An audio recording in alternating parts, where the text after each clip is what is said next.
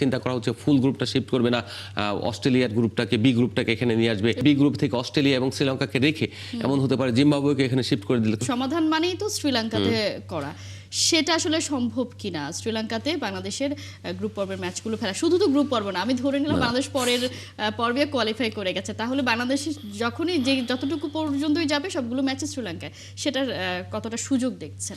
100% সুযোগ রয়েছে। কেননা আপনার আইসিসি এই যে নেগোসিয়েশনগুলি করছে সেটার একটা প্রক্রিয়া চূড়ান্ত রূপ যাবে। প্রথম ধাপটা হলো আপনার বাংলাদেশকে অনুরোধ করেছে তোমাদের কলকাতা থেকে চেন্নাইতে নিয়ে যাব, সেখানে তোমরা খেলো। বাংলাদেশ অপোজ করেছে এবং তাদের স্ট্যান্ড বহাল রেখেছে।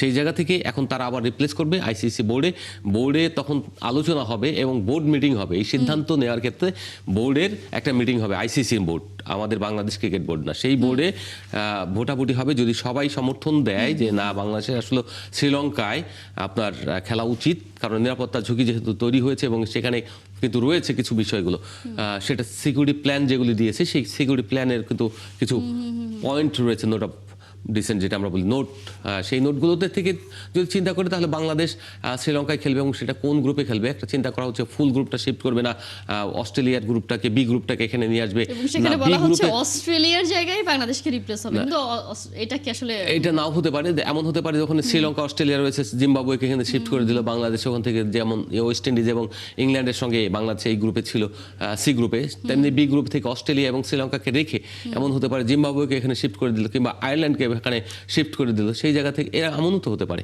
সো বাংলাদেশের শিফট করার যেমন অপরচুনিটি রয়েছে, আর একটা অপরচুনিটি রয়েছে পুরো গ্রুপের খেলা শিফট করে দেওয়া।